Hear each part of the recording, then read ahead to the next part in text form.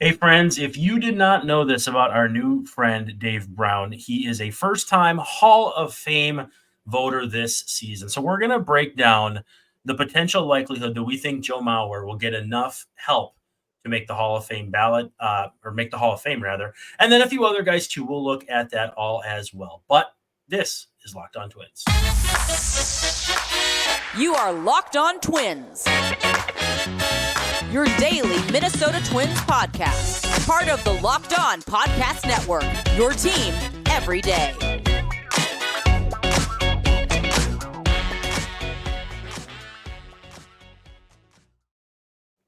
Hello again, and welcome back to Locked On Twins. He's Dave Brown at Answer Dave Brown. I'm Brandon Warren. Not question Brandon Warren, but I'm sure some people would like to. At Brandon_WARNE. You can unfollow me on Twitter right there. We are very appreciative for you making Locked On Twins your first listen every day. We're free and available wherever you get your podcasts, and of course on YouTube and part of the podcast network known as Locked On, your team every day. And again, we want you to be active with the show. Shoot us messages, shoot us comments, shoot us all kinds of fun stuff that we can do on the show. We love to hear from you. Love to hear what you like about the show. Love to hear what you don't like about the show, as long as you're nice about it. But without further ado, Dave, it's a big off season for you. And I mean, in many ways, but an exciting time coming up here. We've already had the first reveal from Not Mr. Tibbs on Twitter. And if people cannot figure out what I'm tap dancing around, it's Hall of Fame season, and you have a vote for the first time. It's not a gag. It's real. I actually have a Hall of Fame vote. I've been covering in some form or another baseball professionally since 1998, and I've been in the Baseball Writers Association since 2013.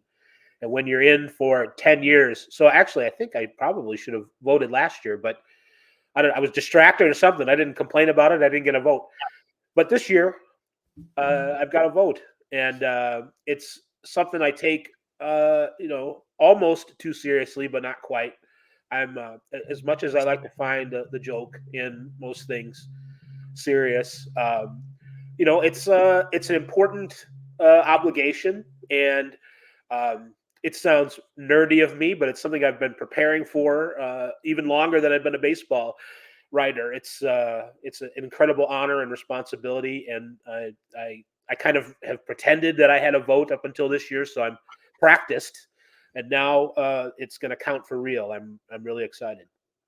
What do you think of the tracker that Ryan Thibodeau and a few other guys do? Because, local columnist here, I won't share his name, but he's very well known, came out on Twitter yesterday or today and said he doesn't like it. I mean, it is what it is as far as like people sharing their ballots of their own free will and volition. And you can check that. I mean, if you look at the ballot, you can check that and make the vote public 14 days after the results are announced. But I don't know. I mean, I could see the logic. It's like when you vote for a president, they don't count the votes all day long and keep you updated. You know what I mean? You're not like, oh, my guy is 20% up or 50 electoral votes up, and it's 6 p.m. local time. Maybe I don't have to go vote. You know what I mean? Like that's not a thing, and it wouldn't be for a Hall of Fame either. But does it bother you that maybe part of it's a very public part of the process? Well, maybe it should bother me. I think I feel sympathy with some of the points that. Can I say Lavelle's name? I think you just did.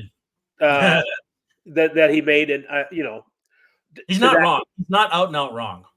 No, I don't necessarily agree, but he's like, well, it's too bad to sum up.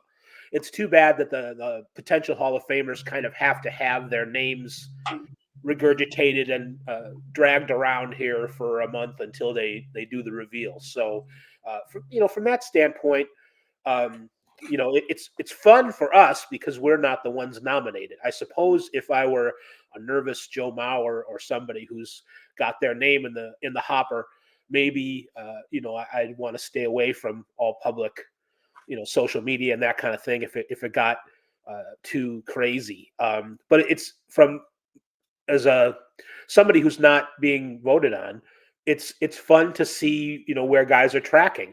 And the one thing that I do like about it, now that you mentioned it, is that it gets the discussion going.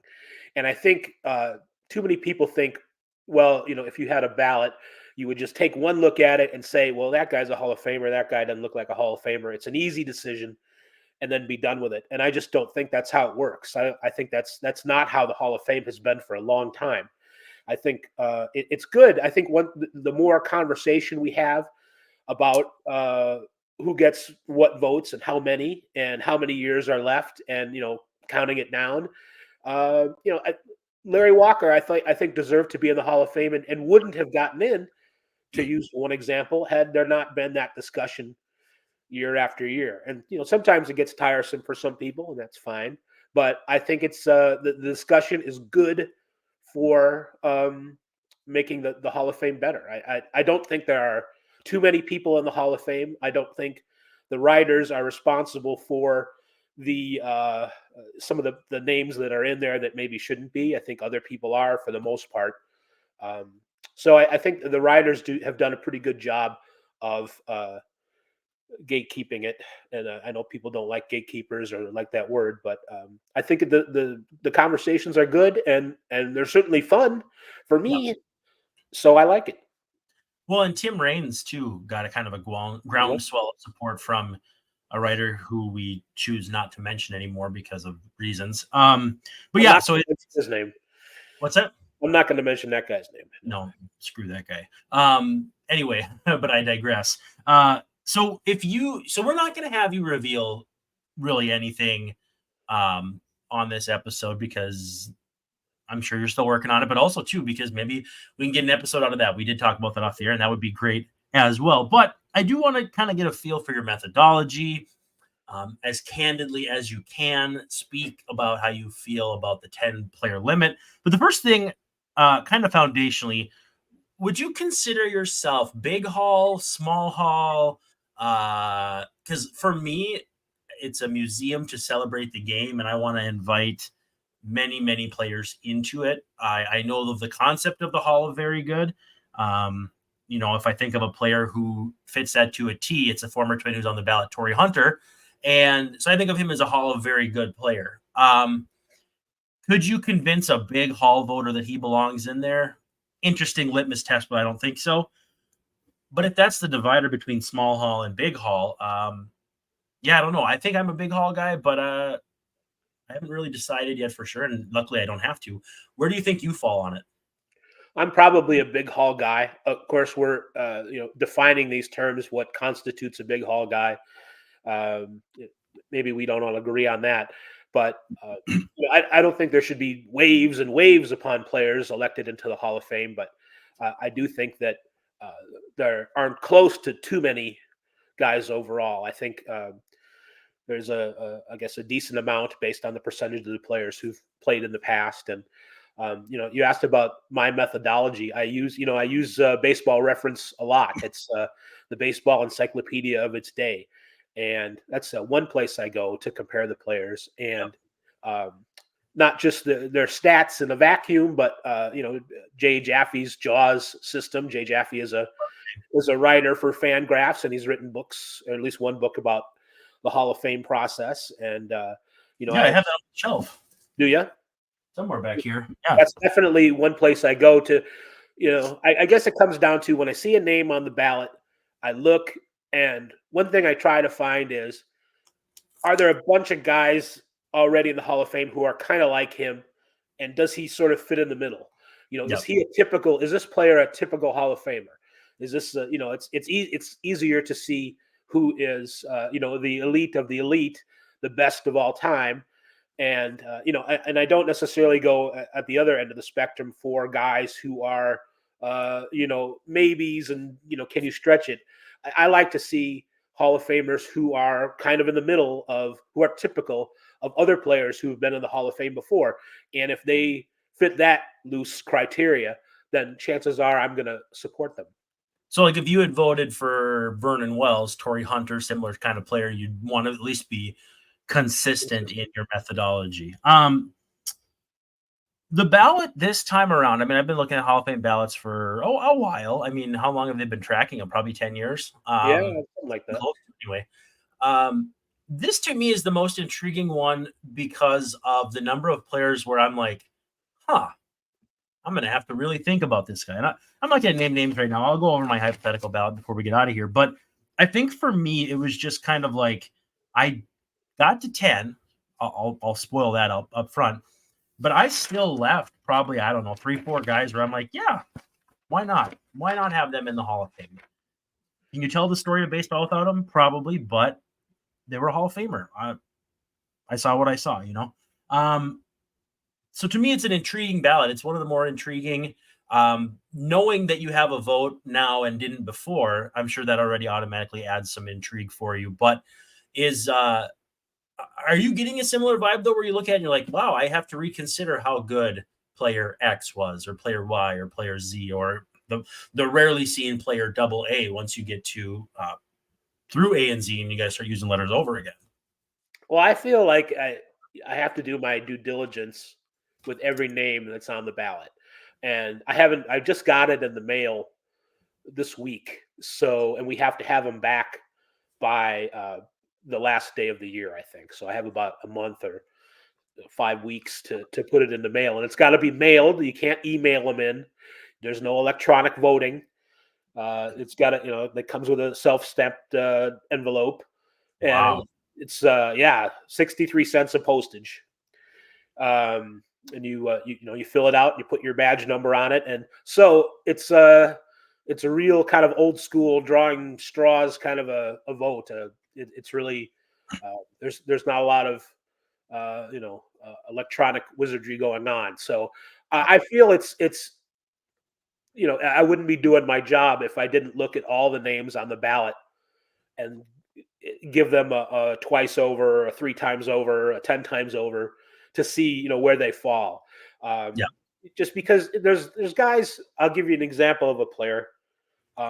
Billy Wagner's gotten close the last few years. I think he was at like 68%. Actually, I'm cheating. I'm looking right now. It's 68.1 last year. And it's his 9th year on the ballot, so he's running out of time. I think looking at all the other closers who've been elected to the Hall of Fame, and those who haven't and Yep. maybe should, I think that's the context of the conversation with Billy Wagner. He might not be a guy that jumps out at you because he doesn't have gonzo save totals or whatever, but he's certainly, that's a guy who was considered the best closer in the league for a while he was in it, and that's one bell that should go off in your head. If that's true, then you look at the other things that maybe he did too. So he's a guy that I'm definitely going to put a lot of work into as far as trying to figure out if he belongs. Yeah, and I think position relativity matters. I mean, obviously, we'll talk about Joe Mauer, and that applies number one with a bullet if you consider him a career catcher, which if you don't would be kind of surprising, but it is what it is. The thing that struck me with this ballot, though, was there were really not any auto eliminations. So I want to say a couple years ago, maybe it was even last year, like Brad Penny was on the ballot. And I'm like, Brad Penny had a great career, but I'm not voting for him. I wouldn't vote for him. I could take him off the list and feel confident. This year's list, like, there are not, and I'm not trying to get you to reveal anything or whatever, but there's a few players where I'm like, nah, it's not going to happen. But like, I'm not saying immediately off the top of my head, like, forget about it, James Shields. I'm thinking, all right, I'm going to see how good James Shields actually was now that the dust has settled on his career. K-Rod, got to think about K-Rod if you're going to think about Wagner, just because of the position they play. But yeah, I think what impressed me, and I mean, I don't know that it's actually that impressive, was there were just very few, if any, where I was like, nah, I'm not voting for this guy. There was one where it was, I'm not voting for this guy, but for different reasons. Sure. Yeah. And I think sometimes I run into those kind of players too, with careers like that, or maybe if there's one or two particular things that happen off the field, it's going to affect how I think about their candidacy. But, I think when you look at, taking a look at all the players on the ballot for real, if you're a voter, is the least you can do if you're Obviously most of these guys aren't going to make it. Most of the guys on the ballot don't probably deserve it in the end, but what they do deserve is just at least not just for a courtesy, but there's been other refinements of the names that we've seen before. They have to play a certain amount of seasons, and they have to have a few other things to qualify. So they at least deserve, if you're a sports writer in the everyday, not just Hall of Fame stuff, you want to be well read, you want to be well informed, or else what you write isn't going to be as good as it could be. It's the same thing with these guys. That's why baseball writers, in one way, should make good Hall of Fame judges. They don't always, but if they don't have those processes when they work. But I think that's one thing that you can use from your everyday job, from the everyday grind of covering a major league team in one form or another, to help you with this process. And I think all the players in the ballot deserve that much. How difficult do you think it's going to be for you to weigh off-field stuff? It depends on what it is. I've kind of come around thinking, there have been some guys who are clear-cut Hall of Famers who've been on the ballot in recent years who have domestic abuse issues, right? An arrest or something like it. And there is a qualifier in the you're supposed to look at character. I don't know that when they put it in there originally, they meant something like that. In 1940, though, was anybody looking out for domestic violence issues? Not really. Certainly in this context, they weren't. But we have it as a tool. We can use it. And, Roger Clemens was the best, one of the best 3 or 4 pitchers of all time, something like that. Mm-hmm. And if I had a vote for him, I wouldn't do it, based on the issues with Mindy McCready. Yeah, which is off the field. That doesn't have anything to do with baseball. And there's a bunch of guys who I respect who vote, who don't put things in that kind of context, and I guess that's okay for them. I just don't feel like if someone is that rotten of a person, I don't feel like celebrating them myself. And if they're going to get into the Hall of Fame, it's not going to be because of my vote. So I think about stuff like that. I think that's an important enough reason to not vote for somebody, even if they deserve it in every other way. So I don't want to get you thrown out of this whole thing, but 10, would you be cool with the idea of voting for more than 10? Do you think 10 is a good number? For me, so I propose this, and it would be hard to do with a voting body this size, but I would say, okay, if I'm voting and I'm voting for, let's say, Billy Wagner, you said 9th ballot, right? Yeah. I would like for the case to be, if I voted for Billy Wagner in 2015 or whenever he got on the ballot, I think 15 probably be right. I say a yes unless I specifically state no in a subsequent year. So I'm locked in as a yes on Billy Wagner. He does not count as my 10 for this cycle. And then I can spend that 10th vote on someone who I'm really hemming and hawing over, who I think deserves to be in. Now, I understand the idea of a limit because it's a hallowed institution, but if you don't trust your voting body to not respect that institution, I feel like it's kind of a dueling dichotomy of being the voting body but not being able to put as many players as you want on the list. So what I'm kind of circling the drain here saying is I don't think 10 should be a hard and fast rule, but if it is, I think I should be able to lock in on a guy unless I explicitly state, if something happens after the fact where something comes to light, they do something off the field now. That's what I would like to see. But again, there's however many hundreds of people voting, that would be hard to track. Well, they could do it. I think something like 400 people voted last year, maybe not that many. That's an interesting twist to doing it. I think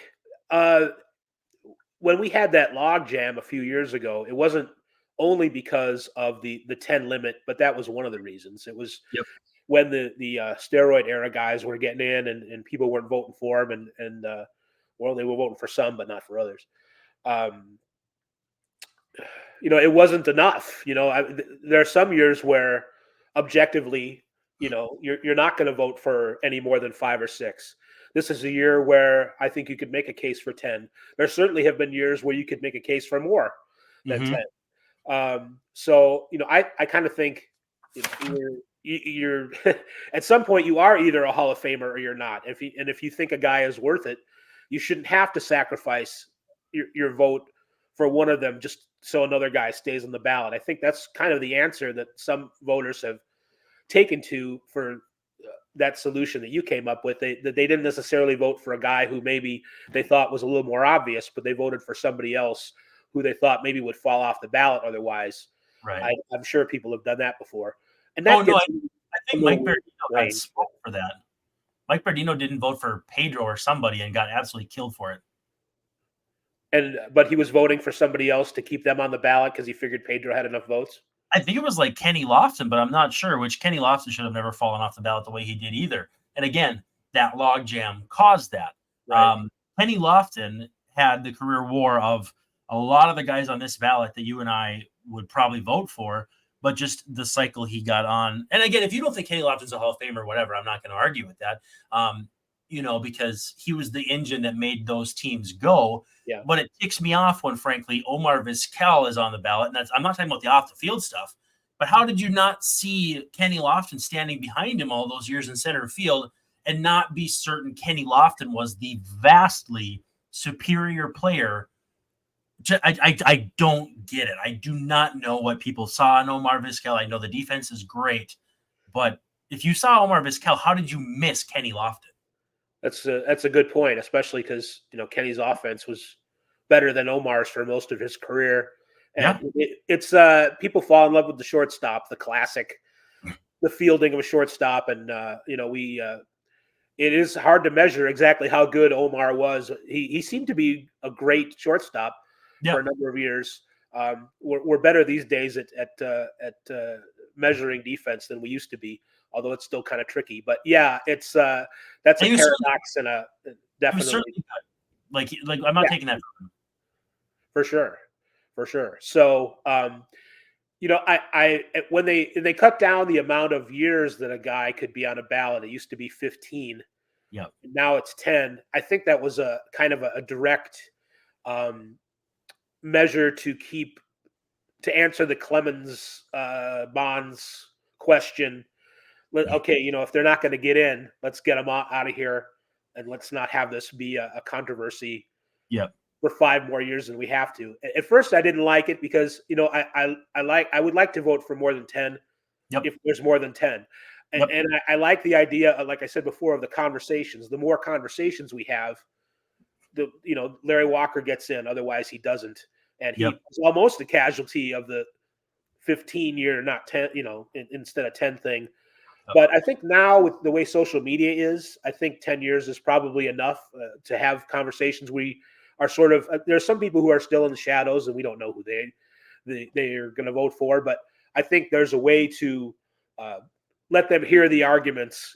They've got to open their ears a little bit. But I think there's a way for them to for the arguments to be heard that maybe there wasn't 15 years ago, with Twitter and other social media forums. So I think going forward, 10 years on the ballot is going to be enough for that reason. So I'm going to run down my ballot, and then we're going to discuss one very specific player for very specific reasons. But so when you reveal yours, I'll do this again, and I'll probably have the same answers, but we'll see.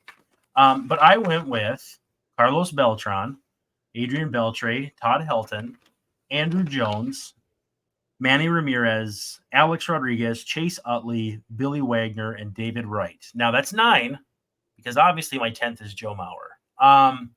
We've seen a ballot already come in, or at least the first one that I know of was Adam Rubin, former, I think it was ESPN New York, Mets reporter, and then he was a Mets guy. Voted for Wright, did not vote for Mauer, which I voted for both. So I'm not going to besmirch someone who voted for Wright, because how good he was for those few years early in his career, to me, that hits your peak. Like, I'll have to look at his jaws because I'll be interested to see what that looks like. But his peak was incredible. So for me, that's enough. But for me, hard omissions were Bobby Abreu, who I think I had in my ballot last year. Andy Pettit, I think I would vote for on an unlimited ballot. Gary Sheffield, I would vote for. And then the only one that I wouldn't vote for is Omar Vizquel. Just not loving what I've heard about him the last few years. But he was the only one I would disqualify off the top. Otherwise, though, that's my 10. And the 10th one is Joe Mauer, obviously. So when you look at Joe Mauer's Hall of Fame chances, we get kind of tied up in how Minnesota fans viewed him as, he didn't live up to the first overall pick billing. Hometown kid, never played in a playoff win, literally 0 playoff wins in his career. They won a playoff game in 2004. He was hurt. He didn't even play. So there's a lot of meat on the bones for Twins fans to be like, well, he wasn't as good as I thought he was going to be, which whatever. But when you compare him to catchers, like, yeah, his Fangraphs WAR isn't going to make you think less of Barry Bonds, but he also caught, he also dealt with injuries. He also, you compare him to other catchers. Johnny Bench's Fangraphs WAR isn't as high as, I'm sure, like Ricky Henderson, because different positions, different everything. So when I look at Joe Mauer as a catcher, he's in for me. Like, no question about it. If I have to, I'm fine with Yadier Molina making it, but Joe Mauer, to me, was definitively the better player. Put them both in, put Buster Posey in, put whoever. But Joe Mauer is a Hall of Famer to me, man. He's got some, you mentioned David Wright, and I think those are two pretty good comparisons of players who, had really good peaks in their careers and kind of short peaks and injuries, similarly cut their careers short. It goes with Joe specifically. It goes back to that methodology where you look at who, and you mentioned it, who are the typical catchers in the Hall of Fame already, and where does Mauer fit in? That's actually something I haven't gotten to yet. I'm kind of saving a lot of my whatever for Mauer because he hasn't been on the ballot before, and so I haven't really looked that closely. But if Joe Mauer's career numbers, even with just 6 or 7 years as a catcher, fit in pretty well among guys who are already in the Hall of Fame, if they're typical, then that's probably a guy that I'm going to strongly consider voting for. I look at David Wright's numbers, and third base has been a position that is there probably could be a few more guys in the Hall of Fame than there are now, although they've kind of taken care of that. And Adrian Beltre, I think, is a guy who's also a first year on the ballot. I think he's probably, he might be if there's a favorite, I would say he is. I don't know that David Wright necessarily compares quite as favorably to the typical Hall of Fame third baseman that Joe Mauer does as a catcher. So, but I think, you looked at Adam Rubin's ballot, he votes for Mauer, or votes for David Wright, doesn't vote for Mauer. I think you're going to see a lot of that. I think Joe's going to run into it. I think it's not just Twins fans who have, I don't want to say unrealistic expectations, but, the hopes for Joe Mauer's career, there aren't too many players in the history of baseball who could live up to it. Johnny Bench, you mentioned, he might be it as far as catchers. So that necessarily shouldn't. I mean, that's a very high standard. But is the guy a typical Hall of Famer? Right. I think once I'm done with my tremendous calculations, I have a feeling Joe Mauer is going to be in there somewhere. I don't know if David Wright is, but I think nationally speaking, there's some people who are going to make strong arguments or whatever. It's going to seem like a strong argument. Well, this is why Joe Mauer shouldn't be in. This is why I'm not voting for him.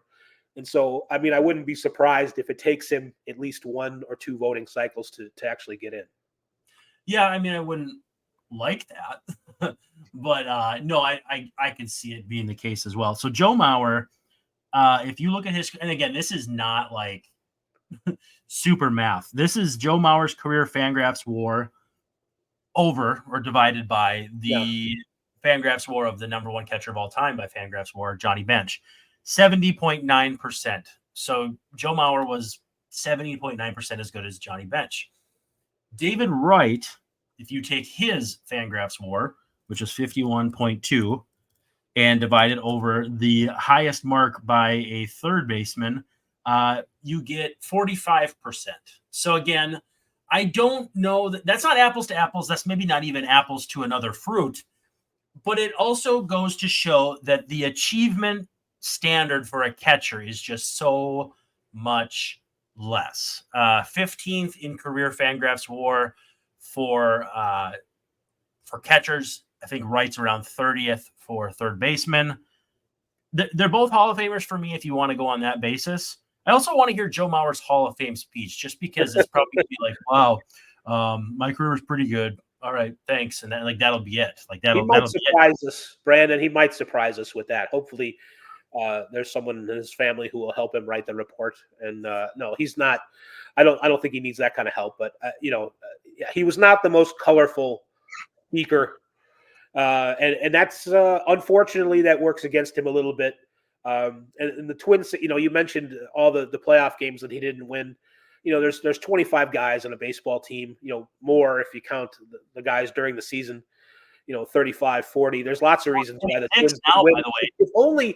If only other Twins had played as well as Joe Mauer did, maybe they would have won 2 or 3 more playoff games. I mean, that's how I would answer that question. Well, we're actually fact checking you. There's 26 players on a roster now, Dave. Well, now there is, but not in back in the day when Joe Mauer. But get off your lawn, right? We got to get off Dave's lawn, folks. No, I'm just messing with you. Well, so yeah, my ballot I don't suspect will change that much. By the way, number one in FanGraphs third base WAR. I'm just jumbling all my words together.